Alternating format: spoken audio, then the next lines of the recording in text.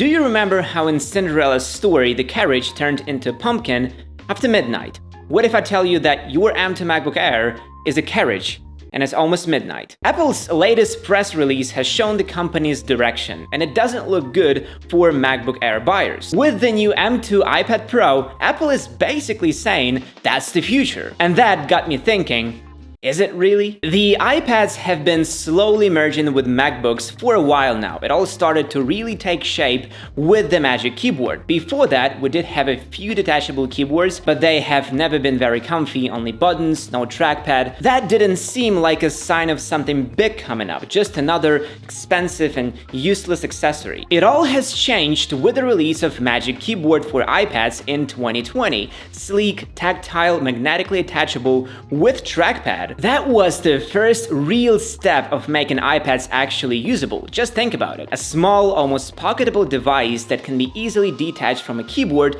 and used in bed for watching movies, and when you need getting some work done, just snap on the keyboard. Sounds almost unreal, right? But things really took an interesting turn when the M1 chip came into the world of Pro iPads. Real desktop-level chip has been integrated into a 6mm machine, giving it all the power necessary to do real work. 5G, new front-facing camera, higher bandwidth, Type-C, more RAM, faster storage, and all that. Photo editing, video editing, 3D modeling, professional drawing, everything became faster. That was the moment when we really started questioning, what should I buy? An iPad Pro with keyboard or a MacBook Air? Trust me when I say this, but iPads have many benefits over MacBook Air. They are lighter, have better screens, better speakers, better cameras, but what's the catch? iPadOS, that's what. Despite all efforts, it was not good enough for pro workflows. Weird filing system, cut down versions of apps, general limitations of various sorts. It was just not there, too far from a beloved macOS. A chip wasn't enough to tip over the scales in favor of iPads. Later, the Stage Manager was released both for iPads and Macs. That was the moment we knew. iPads are gonna replace MacBooks. Stage Manager is a giant leap forward in terms of productivity on iPads. It has brought nearly laptop-like experience with windows, resizing them, stacking in groups. Looks like proper multitasking to me, just like on MacBooks. Add to it proper work with external monitors. All signs are so obvious now, but again, are they? It may seem like Apple really wants to merge these two words together into one super powerful and versatile device. However, it has never been the Apple way to merge products. iPads are bringing in a lot of money and MacBooks do the same. It would be foolish to unify these two product categories into one. Not everyone wants a touchscreen and not everyone needs a keyboard. Before we go into discussing the M2 iPads themselves, let's analyze whether there really is potential for making iPad Pros a real Mac replacement. Power, the same. M-series chips, even the M1, are extremely powerful, especially from an iPad perspective. 8 or 16 gigs of RAM make a huge difference multitasking, and iPadOS just flies. But there's always a but. The iPadOS itself is still raw. It is obvious that Apple is trying how buyers will react to different features. They are trying to find a way to make products that are really similar but still have them separated. Here's what I mean. The iPadOS allows you to work with files, external SSDs, monitors, all that stuff, but the apps themselves don't have the full functionality. Even opening the web versions of some apps doesn't give you any advantage. Let's look at Photoshop. Announced a few years back, it was a huge marketing hit. Photo editors were stuck to see full-fledged apps on their iPads, but as soon as Photoshop for iPads got released,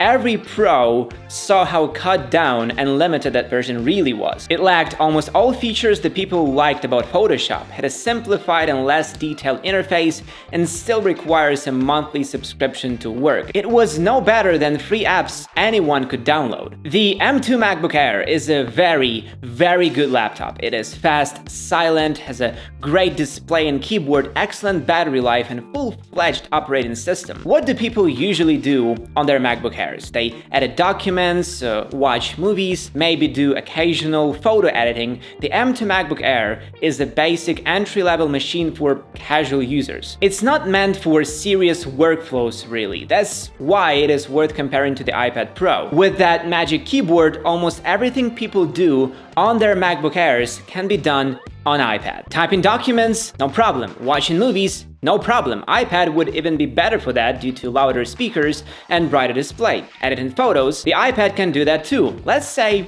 you are considering the 12.9-inch iPad Pro 2022. It offers a larger, better mini LED panel compared to the 11-inch model. You will also need at least 256 gigs of storage to match the MacBook Air space storage. No Apple Pencil, but a keyboard is a must just to be able to type comfortably, so you add the Magic Keyboard. The final price, $1,550. That's looking expensive already, so why don't we compare it to the MacBook Air again? Let's pick the 10-core GPU option to match the M2 iPad Pro specs. With a keyboard already included, the total MacBook Air price works out to be $1,300. At the same time, the 11-inch M2 iPad Pro with a Magic Keyboard will cost you $1,150, which is $50 less than a baseline M2 MacBook Air. Yes, for that price, you will get two devices in one, a tablet and a laptop, and I've actually seen people with iPads and keyboards in restaurants, workspaces, parks. This combo is working, not for everyone, and Apple still has a long way to go to actually make iPads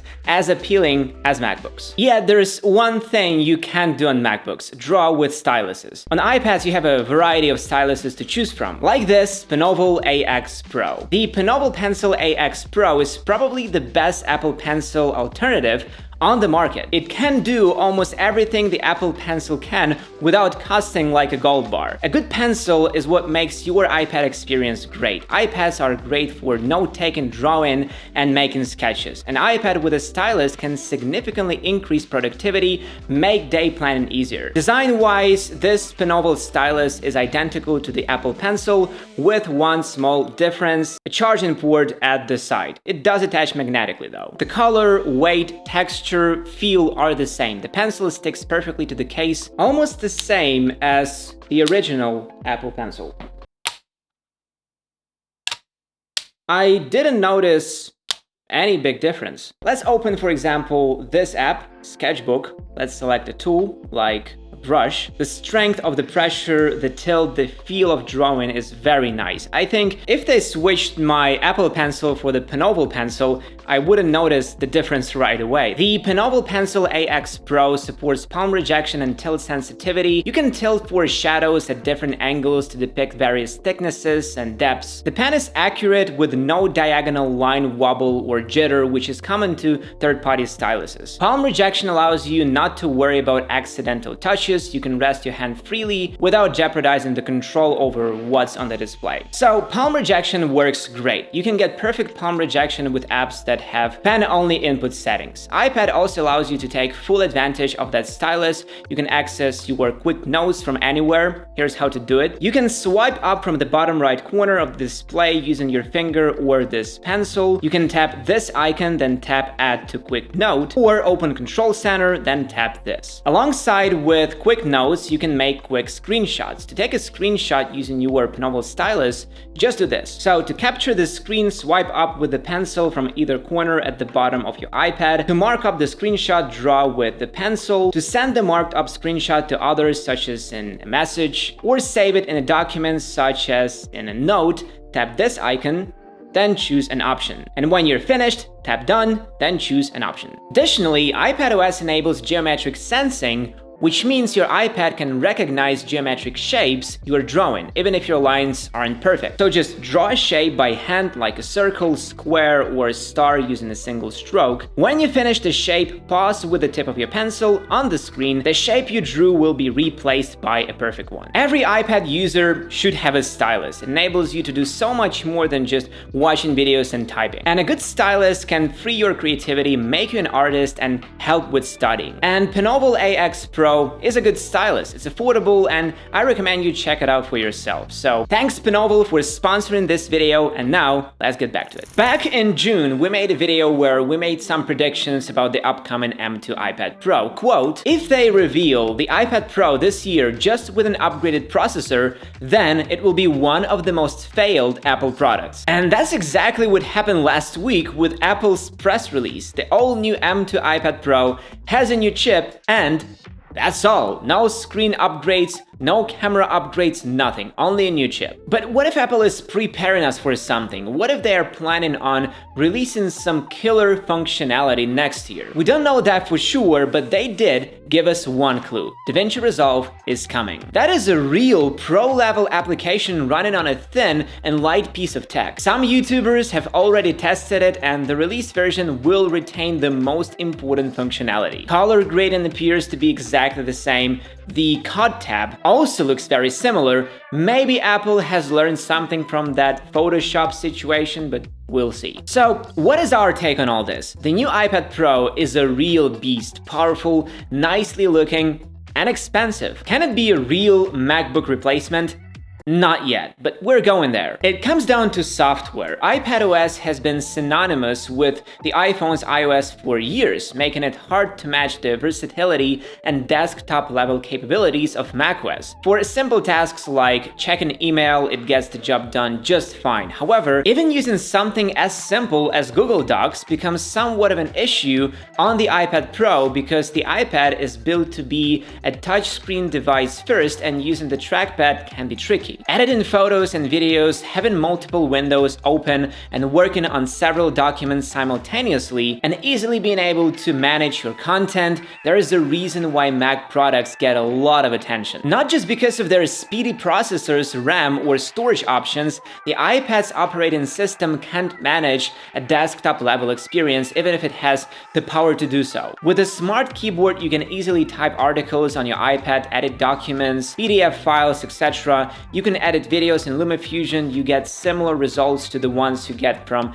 Mac applications like Premiere Pro. Lightroom for iPads allows performing some basic photo editing without any issues. The hardware in iPads is top-notch, and in order to really make iPads closer to Macs, Apple needs to lift software limitations so the developers could spread their wings. Because if DaVinci Resolve will be similar to a desktop alternative, it will be a sign that the time has come. The iPad Pro is a phenomenal device, especially tasks it was designed to do. It is slowly moving towards being more laptop-like and can replace your laptop in many use cases, just not in every one. Apple still sells a lot of MacBooks, and they won't shoot themselves in the leg by making an ultimate all-in-one device. Guys from Cupertino will leave that functionality gap for quite some time, slowly making it smaller each year. Maybe in a year or two, the software will catch up to that amazing hardware. We'll surely figure it out later, because it would be really cool to have one device capable of everything. What do you think? Write your thoughts in the comments below and like this video if you enjoyed it. And of course, subscribe to the channel so you won't miss our new videos, and see you